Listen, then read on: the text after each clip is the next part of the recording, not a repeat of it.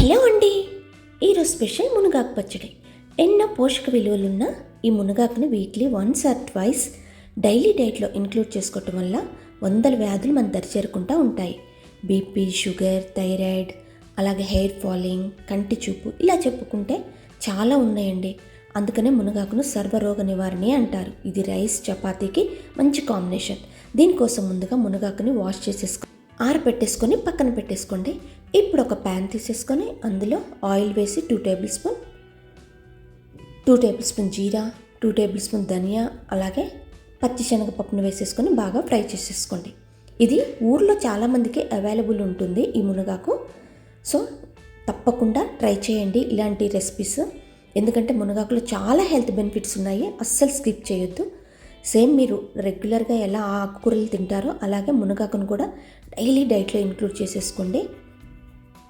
ఇందులో ఇవి ఫ్రై అయ్యాక ఒక 2 టేబుల్ స్పూన్ తెల్ల నువ్వులు వేసేసుకోండి. తెల్ల నువ్వుల వల్ల కూడా ఈ మునగాకు పచ్చడికి చాలా టేస్ట్ వస్తుంది. అలాగే నువ్వుల్లో ఎక్కువ కాల్షియం ఉండటం వల్ల హెల్త్కి కూడా మంచిది. ఆ తర్వాత ఒక 7-8 వెల్లుల్లి రెబ్బలు వేసేసుకొని అవి కూడా ఫ్రై చేసేసుకొని మీ స్పైస్ లెవెల్ని బట్టి ఎండుమిర్చి యాడ్ చేసేసుకోండి. ఎండుమిర్చి, నువ్వులు వెంటనే వేగిపోతాయి, ఎక్కువసేపు ఉండాల్సిన అవసరం లేదు. ఒక్కసారి ఇవన్నీ వేగాక చల్లారనిచ్చి మిక్సీ జార్లో ట్రాన్స్ఫర్ చేసేసుకోండి. ఆ తర్వాత మనం ముందుగా వాష్ చేసి పెట్టుకున్న మునగాకు ఉంది కదా, దాన్ని ఇప్పుడు ఫ్రై చేసేసుకోవాలి. ఒక 2 టేబుల్ స్పూన్ ఆయిల్ వేసేసుకొని ఆ మునగాకును వేసేసుకొని బాగా క్రిస్పీగా ఫ్రై చేసేసుకోవాలి. తడి ఉంచొద్దండి, తడి ఉంటే అప్పుడు ముద్ద కూరలాగా తడి వస్తుంది. బాగా ఆరిపోయాకనే ఫ్రై చేసేసుకోవాలి. ఆ తర్వాత ఒక నిమ్మకాయ సైజ్ అంతా చింతపండు నానబెట్టేసుకొని మిక్సీ జార్లో తగినంత ఉప్పు, అలాగే చింతపండు వేసేసుకొని ఇలా కోర్సులాగా గ్రైండ్ చేసేసుకొని మనం ఫ్రై చేసి పెట్టుకున్న మునగాకును కూడా ఇందులో వేసేసుకొని మిక్సీ చేసేసుకోండి ఇలా చట్నీలాగా. ఇప్పుడు దీనికి పోపు పెట్టేసుకోవాలి. నాకు బెంగళూరులో ఎక్కడ వెజిటేబుల్ షాప్స్లో ఎక్కడ అడిగినా కూడా ఈ మునగాకు అస్సలు అవైలబుల్ లేదు. బిగ్ బాస్కెట్లో ఫైనల్గా దొరికింది. మీకు అవైలబుల్ డెఫినెట్గా ఉంటుంది కదా విలేజ్లో, కంపల్సరీగా ట్రై చేయండి. దొరికిన వాళ్ళు మాత్రం అస్సలు స్కిప్ చేయొద్దు.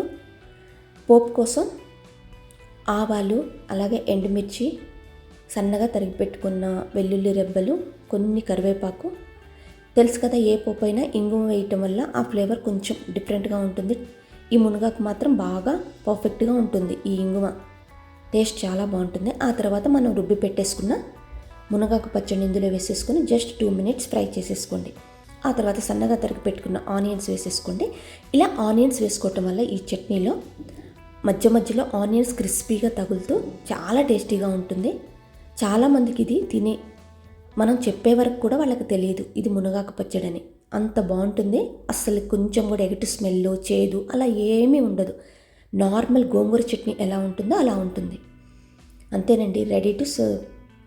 ఇది వేడి అన్నంలోకి నెయ్యి వేసుకొని తింటే భలే టేస్టీగా ఉంటుంది. మధ్యలో ఆనియన్స్ తగులుతూ ఆ ఫ్లేవర్ చాలా బాగుంది. ఒక్కసారి ట్రై చేసి చూడండి, మీ అందరికి బాగా నచ్చుతుంది. ఇందులో ఉన్న హెల్త్ బెనిఫిట్స్ ఏ ఆకుకూరల్లో లేవు. సో ఇది అస్సలు స్కిప్ చేయాల్సిన రెసిపీ కాదు.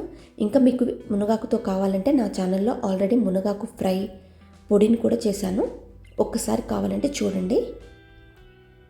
ఈ వీడియో మీకు నచ్చితే లైక్ చేయండి, అలాగే ఫ్రెండ్స్, రిలేటివ్స్కి షేర్ చేయండి. మరిన్ని కొత్త రెసిపీస్ కోసం చెర్రీ అండ్ టోనీ షార్ట్స్ని సబ్స్క్రైబ్ చేసుకోండి. Thanks for watching.